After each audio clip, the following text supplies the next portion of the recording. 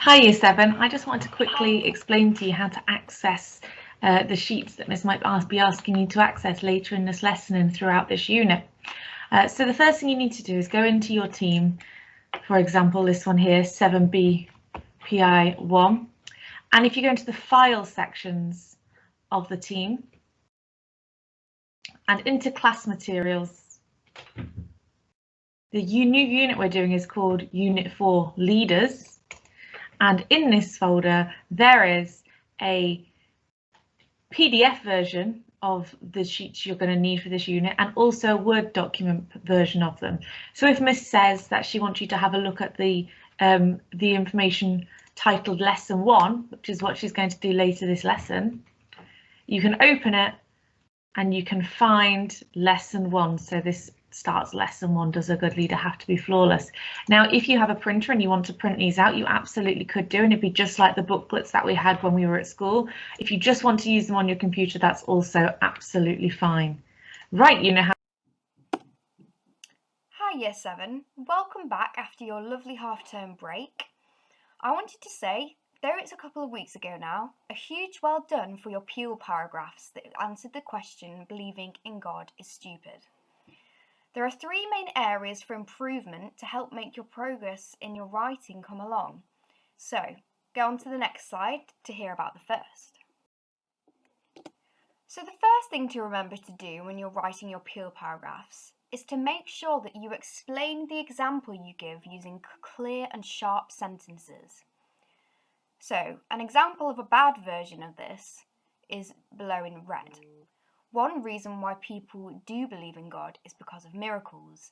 There's the miracle where Jesus heals the blind man because the man prayed for sight and had been surprised to discover that he could eventually see again because Jesus helped him by, and it just goes on. Here, there's too many words trying to explain what happened when Jesus restored the man's sight. So, a better way of doing this is with the waggle below. One reason why people do believe in God is because of miracles.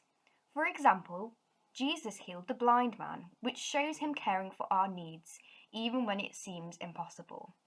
Now, this person's only taken one sentence to explain how Jesus healing a blind man is a reason for people to believe in God.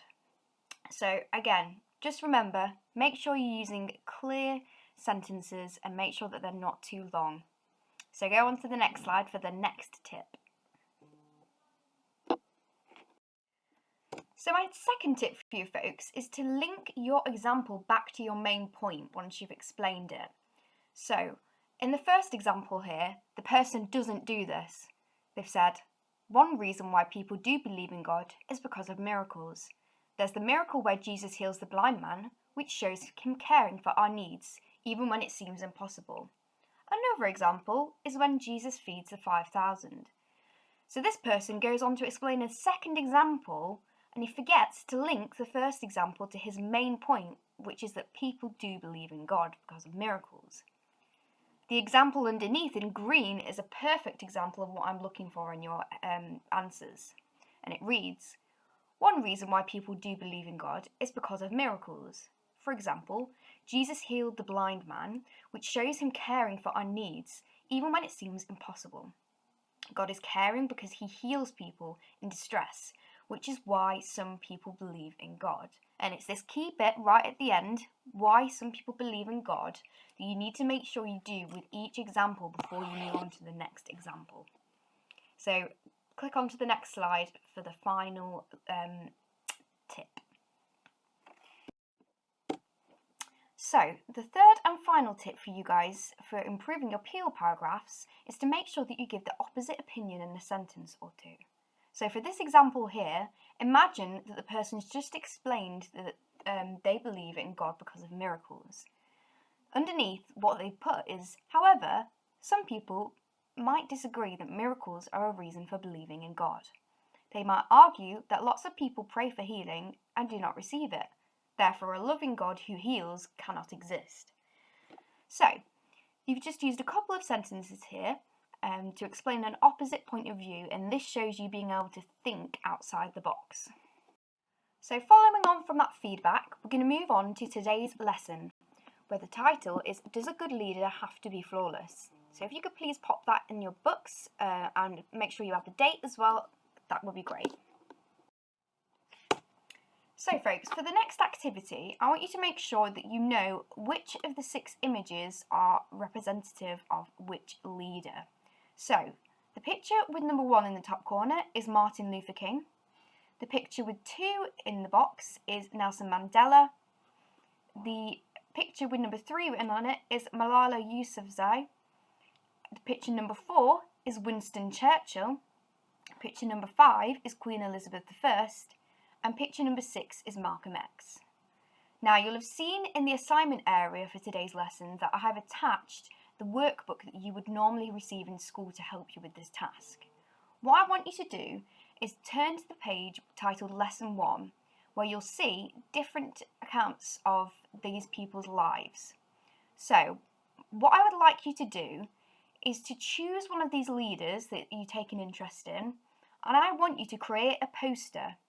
Make sure that you include the following in your poster. What is it that they did to be called a leader? What good things did they do? Can you outline their key achievements? And what do you think they're remembered for? So you can draw images, but I'd also like you to make sure that you include this information in a couple of sentences for each. So pause the video here and get on with that task for me now, folks. So folks, it might come as a surprise to you to know that each of these 6 great leaders did have some flaws. Now, you should not be able to see very clearly which of the leaders is behind which fact. And the reason for that is because I would like you to try and guess which of these facts match up to which leader. So the first fact is that this leader encouraged black people to cast off the shackles of racism by any means necessary, which includes violence. So who do you think that was about? Then the second fact is that this leader had affairs with at least 4 different women, despite being married and being a Christian. So the third fact is their soldiers carried out one military action where they blew up power plants and high voltage lines. Which leader do you think was responsible for that?